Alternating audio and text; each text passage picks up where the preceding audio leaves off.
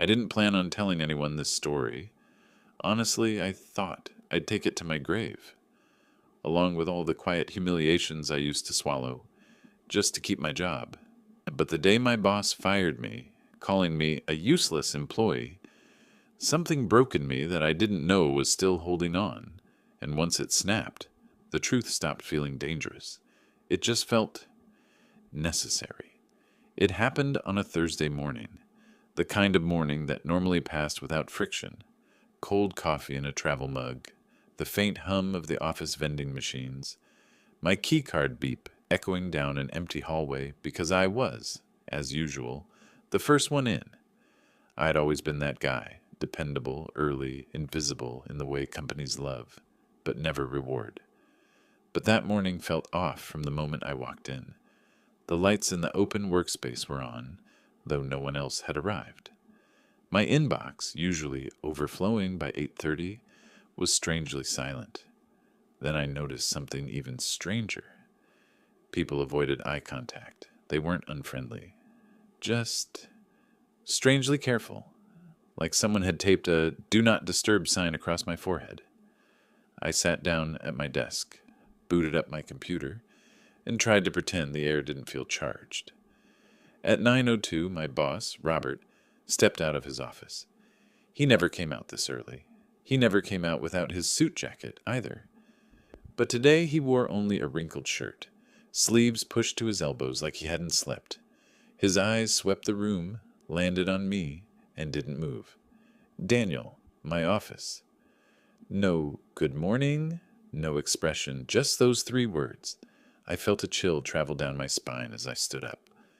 Not fear exactly, more like the sense that I was walking towards something I couldn't name yet. Inside, he closed the blinds and shut the door behind me. I'd seen him annoyed before. I'd seen him irritated, impatient, disappointed, fake charming, manipulative, the full buffet of corporate moods. But this time his face was flat, empty, like someone had erased everything except a single intention. He sat down slowly, folded his hands, and stared at the desk instead of at me. "Daniel," he said finally, "this isn't working anymore." I blinked, thinking he must have meant a project, a deadline, a client, something we could fix. He raised his eyes. "You're a useless employee. We're terminating you effective today." There it was, just like that. No build-up, no explanation, no documented issues, no warning, no HR, no formality, nothing. That word, useless, landed harder than the firing itself. I'd carried whole departments on my back. I'd covered for him more times than I could count. I'd taken weekend shifts, holiday shifts, shifts that weren't mine. I'd trained people who got promoted over me. I'd watched my work be praised publicly while my name conveniently never came up. And he called me useless. I opened my mouth to speak, but nothing came out. My body didn't know whether to laugh or to throw up. He slid a plain envelope across the desk. "You'll find the exit paperwork inside." I didn't touch it. "Is there a reason?" I finally managed, though my voice sounded distant, like it belonged to someone behind me. Robert tightened his jaw. "I don't need to list reasons," he said, shrugging. "I'm doing what's best for the team." The team. The same team that routinely asked me to fix his mistakes. The same team that told me privately, "I don't know how you do it, man. If he talked to me like that, I'd quit." The same team he kept, terrified enough to never challenge him. And he said he was doing what was best for them. I nodded once. Not in agreement, but because it was the only motion my body remembered how to make. He stood up, clearly finished with me. I walked out, envelope still untouched in his hands, and stepped back into the open office. A few heads lifted, then dropped immediately, like puppets with cut strings. I packed my things in silence. A mug, 2 notebooks, a sweater I kept on my chair because the AC was always too cold. That was the part that almost broke me. The ordinariness of it. After everything I'd given this company, everything I'd fixed, everything I'd endured. I walked out holding a grocery bag of cheap, forgettable items. No applause, no gratitude, no sorry. Just a man carrying his life in a bag. When I reached the parking lot, I sat in my car with the engine off. My hands rested on the steering wheel, but I couldn't force myself to turn the key. Instead, I just stared ahead, listening to my heartbeat pound in my ears. I replayed his words again and again. Useless employee. I said them out loud once, just to hear them in the air instead of inside my skull. They didn't sound any more believable, but beneath the humiliation, something else was moving. A barely noticeable thread, pulling at the edges of the story I had always believed. Because deep down, in a place I'd ignored for years, I knew something wasn't right. Robert didn't fire people abruptly. He didn't do anything abruptly. He micromanaged, hovered, manipulated, and threatened. He controlled through slow pressure, not sudden cuts. So why now? Why like this? Why me? Sitting there in the car, I didn't have an answer. But the longer I stared at my reflection in the rearview mirror, the more one thought pushed itself forward, quiet but insistent. This wasn't about me, and whatever it was about, I wasn't supposed to find it. When I finally turned the key in the ignition, I didn't drive anywhere dramatic. No bar, no long contemplative highway trip. I drove to my one-bedroom apartment, parked crooked, and sat there until the silence inside looked less intimidating than the silence out. The envelope was still in my hand when I walked in. I dropped my bag on the chair, set the envelope on the kitchen table, and just stared at it for a minute. It was thin, almost weightless. Funny how something so light could feel like it was crushing your chest. I made coffee I didn't really want, then finally tore it open. 3 pages. One was a bland notice of termination, with my name and today's date. Reason: organizational restructuring and performance misalignment. No mention of useless, no metrics, no performance plan, no prior warnings, just a neat, sterilized lie. The second page was a generic HR checklist about returning equipment and keycards. The third was about confidentiality, a reminder that all company information remained proprietary and that I wasn't allowed to disclose internal data. That part made me pause. I'd signed one of these when I joined, like everyone else. But reading it now, after being kicked out like trash, something inside me flared. They were very interested in what I couldn't say, not at all interested in what they'd just done. I laid the papers flat, smoothed the edges, and looked at the date at the top of the termination notice. It had been prepared 3 days ago. He'd walked past my desk. He'd joked with a client in front of me. He'd emailed me late at night about a spreadsheet. All that, knowing this was already typed up and waiting in a folder somewhere. My jaw clenched so hard it hurt. For years, I'd told myself the stories everyone tells in jobs like that.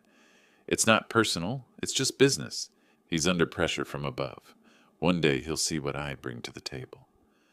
All those little lies we swallow so we can keep showing up on Mondays. Looking at that date, something snapped. This wasn't about pressure from above. This was about him. I opened my laptop, not the company one. That was still in my bag, powered off, my own. I'd gotten into the habit of emailing myself clean versions of major reports and project summaries, mostly to have a portfolio if I ever needed to look for another job. Also, if I'm honest, because I never fully trusted our shared drives. After the 3rd or 4th time, something disappeared, and I was blamed for not saving it. I typed my email into the search bar and let it pull up everything I'd forwarded over the last few years. There I was. Spreadsheets, decks, timelines, risk assessments, files with my name at the bottom, my comments in the margins, late-night timestamps, weekends. I opened one from 6 months ago, a budget variance report for a big client. I remembered that week clearly. Robert had messed up the initial numbers and promised the client a margin we couldn't hit. I'd stayed late 3 nights in a row untangling it and presenting options that wouldn't destroy the account. In the version I'd sent myself, there was a note at the top. Draft, from Daniel.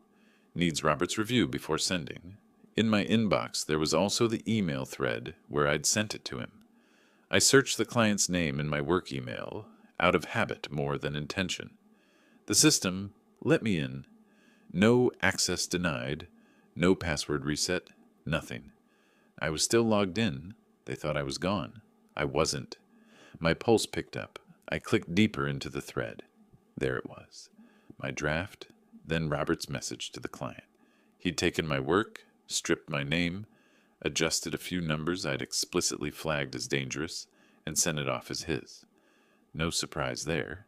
That was practically a hobby of his. But it wasn't what made my stomach twist. What made my stomach twist was an internal follow-up email from him to finance, sent 30 minutes later, instructing them to reclassify some expenses to make the budget match the narrative. Reclassify. Match the narrative. Those were not the words of a man making an honest mistake. I leaned back in my chair, staring at the screen. The irritation I'd felt in the car sharpened, turned into something cleaner. This wasn't just about him being an ego-driven manager who liked to take credit. This smelled like something else. I started searching his name with different keywords: variance, adjustment, write-off, chargeback. The list that popped up was longer than I expected. Dozens of threads I'd never been copied on. Chains where my work was attached, but my name wasn't. Approvals signed in his initials on reports I'd built from scratch. Buried in the noise, one email stood out. It was from a week ago, sent from Robert to HR. Subject: Performance Concerns, Daniel Price. I clicked it open. A neat, carefully worded complaint, outlining ongoing issues with my attention to detail, responsiveness, and professional attitude. It referenced a verbal warning that had never happened. It mentioned multiple conversations about my negative impact on team morale. Every line was a lie. At the bottom, he'd written, "I recommend we move toward termination before the upcoming audit to avoid further complications." Before the upcoming audit. There it was. The line that took this from personal insult to something bigger. He needed me gone before someone started asking real questions. I clicked back, opened my calendar. The audit was scheduled for next month. Internal, but with oversight from the parent company. They'd be looking at contracts, expenses, approvals, patterns. I went back to my personal email and looked at the timeline of my last few big projects. Then I compared it with the company threads. Little differences started to jump out. A line item added here, moved there. Vendors I didn't recognize. Invoice numbers that didn't match the ones I'd input. On one project, the same vendor was paid twice in 2 different months, under 2 slightly different names. The work description was copy-pasted. The approvals were quick, almost too quick. Both signatures, Robert's. I opened a shared drive folder I still had bookmarked. It prompted me for my login, but once again, it let me in. Someone in IT was slacking today. Inside, I found a folder with budget reconciliations. Most had been cleaned up for audit review. Everything tight, everything pretty. But in one subfolder, someone had saved older drafts, maybe by mistake. Maybe out of laziness. I compared an old draft to the final version. In the draft, a $42,000 consulting fee was listed under Q3 external vendor analysis support. In the final, the same amount had moved to miscellaneous marketing expenses. Same amount, different category, different story if anyone asked. I checked who had edited the final version. Last modified by R. Halpern. Robert. The more I clicked, the more the pattern repeated. Money moved just enough to change context. Vendors with generic names, no websites attached in the notes. Approvals pushed through at odd hours. Threads where someone in finance hesitated, then backed down after clarifications. A picture started to form, ugly and obvious. He'd been playing a shell game with budgets, and I'd been the perfect cover. The quiet, dependable guy everyone trusted with numbers. If anything ever looked off, it would be my name they'd question first. Getting rid of me before an audit wasn't just convenient. It was self-defense. My irritation had climbed steadily while I worked, but somewhere between the 15th and 20th email, it tipped into something else entirely. Not rage, not panic, just clarity. For the first time since he'd said the word useless, I realized I wasn't the one who should be afraid. That night, sitting at my kitchen table with 3 windows full of spreadsheets and email threads, I stopped being the guy who took whatever was handed to him and called it being a team player. I opened a clean folder on my desktop and started saving copies. Emails, attachments, screenshots, old drafts, anything that showed a before and after. I wasn't careless. I didn't forward them to anyone. I didn't print anything. I just built a quiet archive, neatly labeled, time-stamped, organized better than half the company's shared drive. If anyone ever came asking, I wanted to be able to show my work. At some point, the coffee went cold. My back started to hurt. I glanced at the clock and realized hours had passed. On my phone, a text from an unknown number buzzed through. "Hi, Daniel. This is Karen from HR. Please remember to return your company laptop and keycard by end of day tomorrow." Of course. I plugged the company laptop in, powered it up, and watched the login screen. If Robert had wanted me gone before I saw anything, he should have moved faster. When I logged into the company laptop, I expected to be locked out immediately. At the very least, I expected the system to restrict half of my access. But everything opened like it was just another workday. Same desktop, same folders, same shortcuts I'd clicked 1,000 times. They thought the firing was the end of me. But it was the beginning. I started with something simple.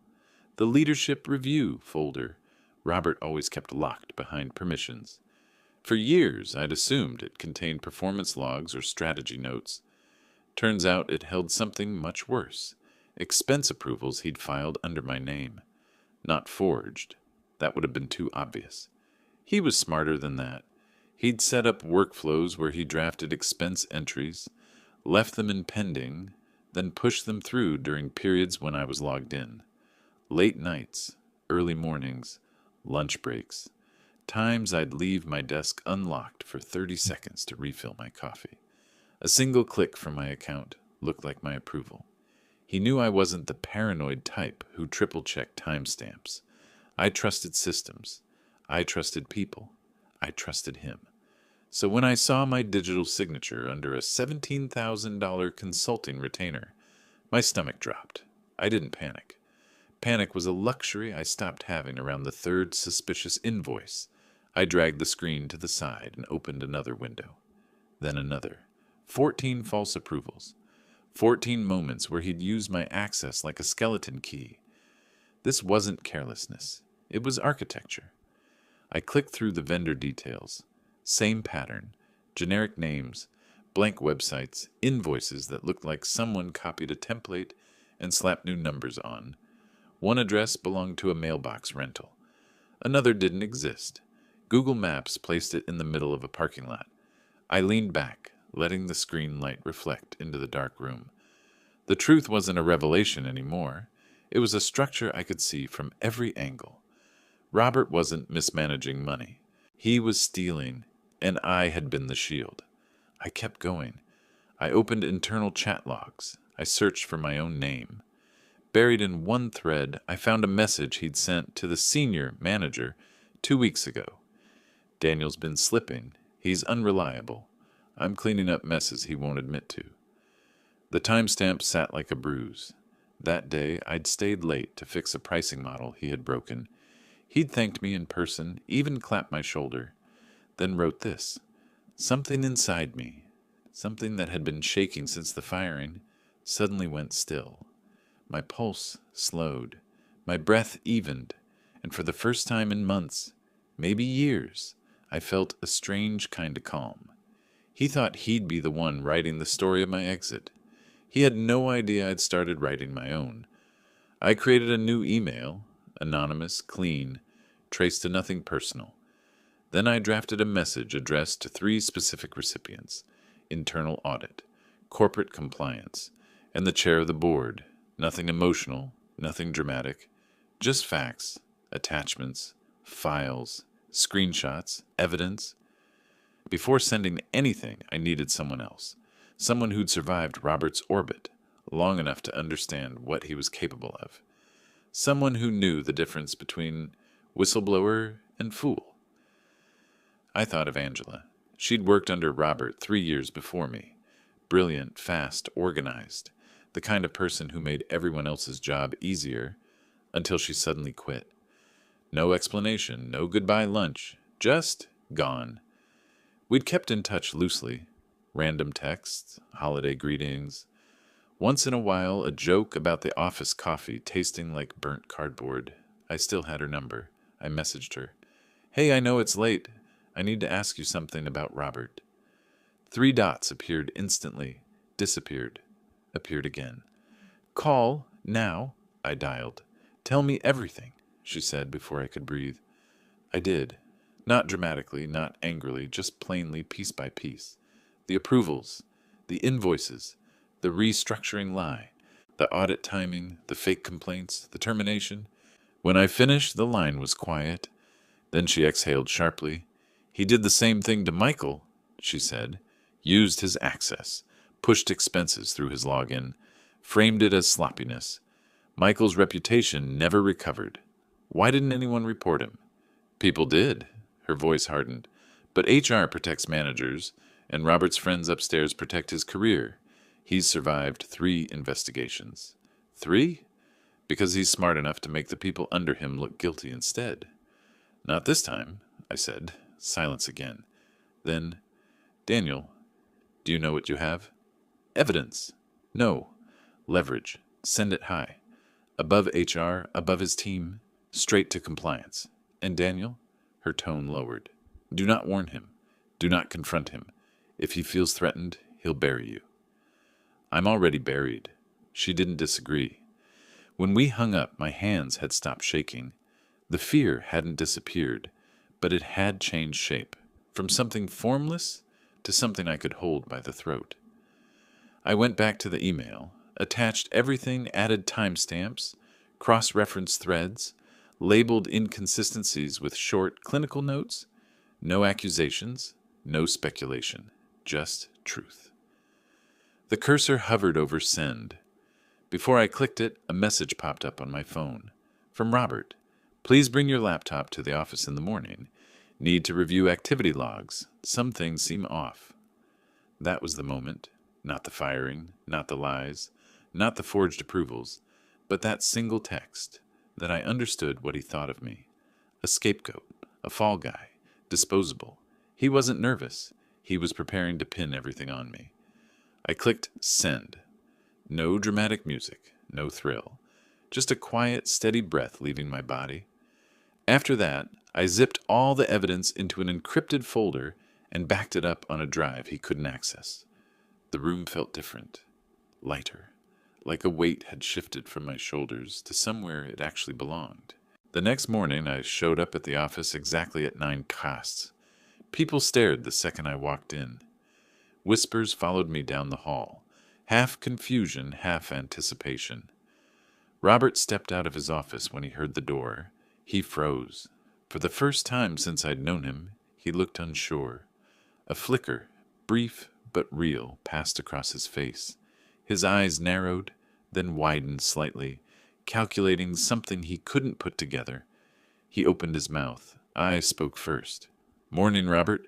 He blinked like he wasn't expecting my voice to sound that steady. Let's talk, he said finally, gesturing toward his office. I know, I replied, and the way his expression shifted, the way the blood drained from his face just a fraction, told me everything. He felt it. For the first time, he was the one being cornered. Robert led me into his office like a man walking into a room he'd always controlled. Same blinds, same desk, same cheap-framed certificates. But the air was different now. He felt it. The shift, the imbalance. He shut the door behind me. You sent some unusual activity to the servers last night, he began, trying to sound authoritative. But his voice carried a thin crack through it. It flagged several access points from your login. That's a violation of your termination terms. He expected me to panic, to explain, to defend, to fold.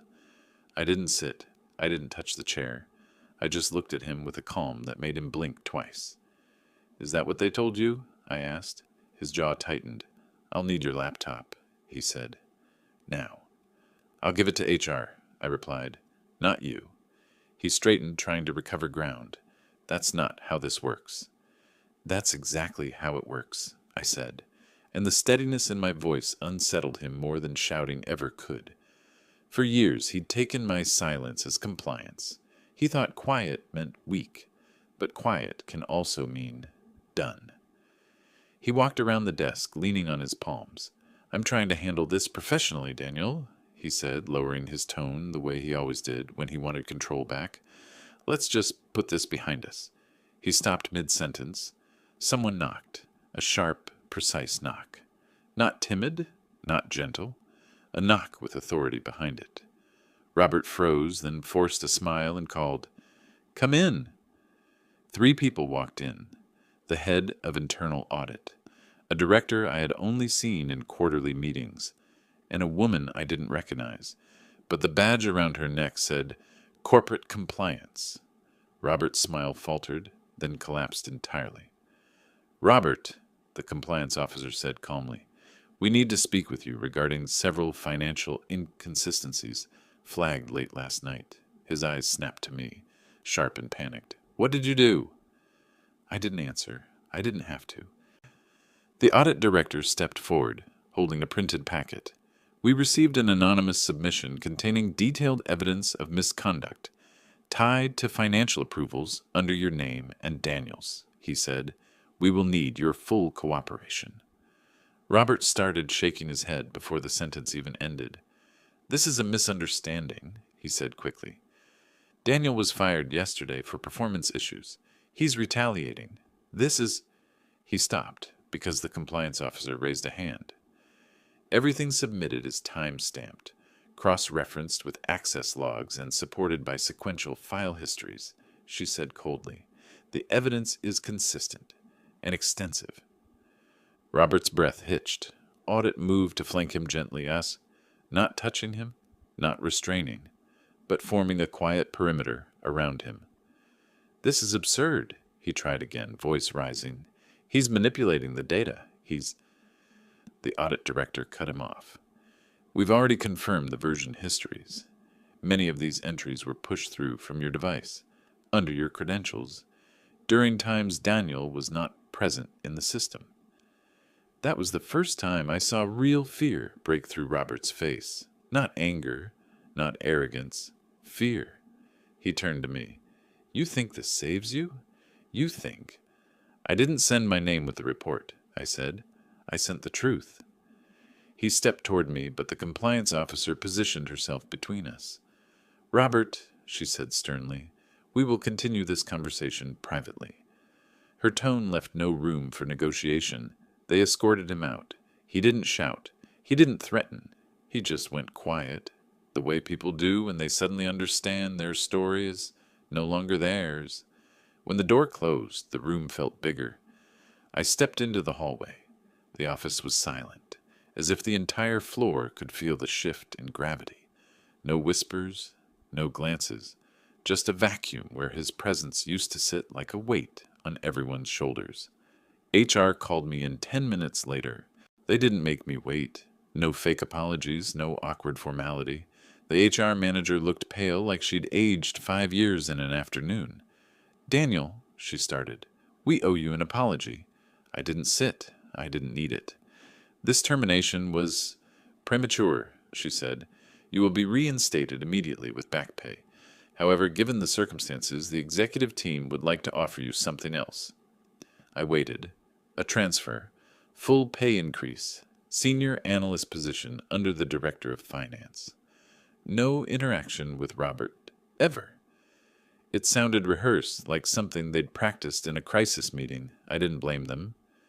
"Is that all?" I asked. "There will also be a formal apology from leadership," she added quietly, "and a discretionary compensation package for the distress and professional harm caused." I nodded. "Fine," I said. "Send it in writing." The HR manager exhaled like she'd been holding her breath since dawn. "Daniel, the board reviewed the evidence. They consider you the reason we discovered this before the external audit. It could have been catastrophic." I didn't smile. I didn't soften. I wasn't interested in their relief. I just said, I'm returning the laptop and the keycard. Before I left, someone from IT hurried over, a young guy I barely knew. Hey, I just wanted to say, that was incredible, he whispered. Everyone thought he was untouchable. Untouchable? Every tyrant believes that until the floor shifts under their feet. When I reached the parking lot, the sun hit my face, warm and ordinary. I sat in my car, leaned back, and closed my eyes. I wasn't shaking. I wasn't replaying anything. I wasn't wondering what came next. I was just still. Later that afternoon, I got a call from an unknown number. For the first time in years, I let it ring without checking. Whatever it was, it could wait. My life wasn't on fire anymore. I drove home with the windows down, stopped for groceries, cooked dinner without rushing, sat on my couch with my plate balanced on my knee, and realized something simple, something painfully overdue. Peace doesn't feel like victory. It feels like space. Space to breathe. Space to move. Space that used to be taken up by someone else's shadow. By the time I finished eating, a soft calm settled over the room. Not triumphant, not dramatic, just the kind of quiet that feels earned. That night, I slept better than I had in years. Not because I'd won, but because I'd finally stopped losing.